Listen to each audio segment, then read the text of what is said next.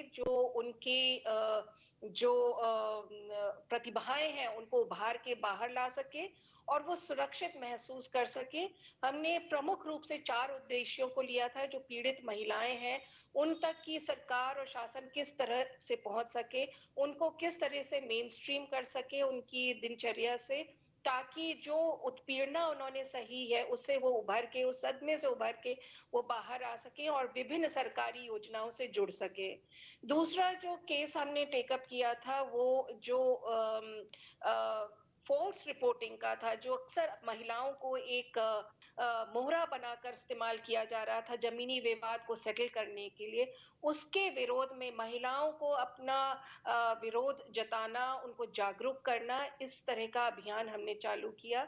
तीसरा जो प्रेम प्रसंग को लेकर नाबालिग बच्चियां भाग जाती थी घर से या घर छोड़कर चली जाती थी और कभी-कभी सुसाइड की भी स्थिति उत्पन्न हो जाती थी। तो उस स्थिति को किस तरह से आपसी संवाद अभिभावकों और बच्चियों के बीच में हो, उसमें जागरूकता आए, संवाद की स्थिति हो, काउंसलिंग की स्थिति हो, उसको हमने बढ़ावा दिया, उसमें हम जागरूकता लेके आए।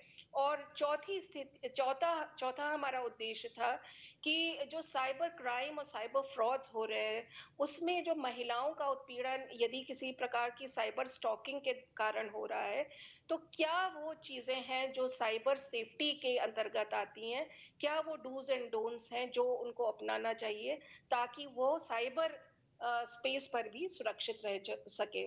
और मुझे ये बताने में बेहद हर्ष हो रहा है कि 81 दिन के ये फेज 1 के अभियान में आगरा जोन ने लगभग 22% की महिला संबंधी अपराध में कमी दिखाई है, जो एक बहुत ही सफल उदाहरण है और एक काफी एग्जेम्पलरी अप्रोच रही, जो पुलिस की पहल से हुई और सारे प्रशासनिक विभागों को साथ लेकर हुई, एनजीओज को, काउंसलर्स को और हमारा चीफ कोलैबोरेटर यूनिसेफ, उनको सभी को साथ, इस यानी कि समाज के सभी अंगों को, जितने भी स्टेक होल्डर्स को, उनको साथ लेके ये कार्यक्रम चलाया गया।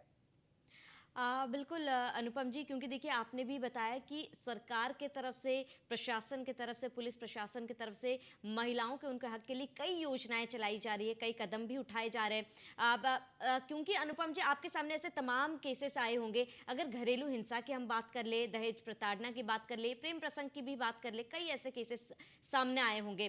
कई योजनाएं लोगों तक पहुंच रही है और कहीं ना कहीं महिलाएं जागरूक भी हो रही हैं।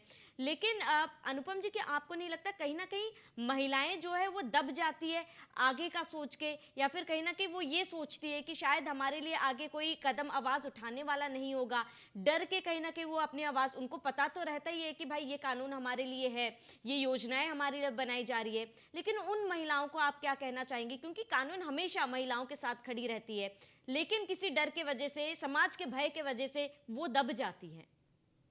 जी देखिए, समय बदल रहा है और एक सोच की आवश्यकता है। वो सोच हमारी सरकार ने महिलाओं को दी है। एक वातावरण की आवश्यकता है जो हमारी सरकार और समाज ने दी है, और एक पहल की आवश्यकता है जो हम लोग अपने इस प्रोग्राम के माध्यम से कर रहे हैं। तो मेरी समझ से ये एक ऑनगोइंग प्रोसेस है जो महिलाओं के सशक्तिकरण के ध्येय से चल रहा है, और धीरे-धीरे बदलाव आ रहा है, पर निश्चित रूप से बदलाव आ रहा है। और महिलाएं अब अपनी राइट्स, अपनी रिस्पॉन्सिबिलिटीज, अपनी ड्यूटीज भली भांति समझ रही हैं और किस तरह से वो इस समाज में अपना कंट्रीब्यूशन, योगदान कर सके, यह भी वो समझ रही हैं। और जो एक शासन प्रशासन की ओर से एक एनेबलिंग एनवायरनमेंट हो रहा है, वो उनको मिल रहा है। बिल्कुल अनुपम जी, आपका एक बहुत बड़ा योगदान रहा है और ऐसे में महिला दिवस पर आपको ढेर सारी शुभकामनाएं। आप यूं ही महिलाओं के लिए कदम बढ़ाते रहे। आपका न्यूज़ वन इंडिया के साथ जुड़ने के लिए बहुत बहुत शुक्रिया। Thank you so much.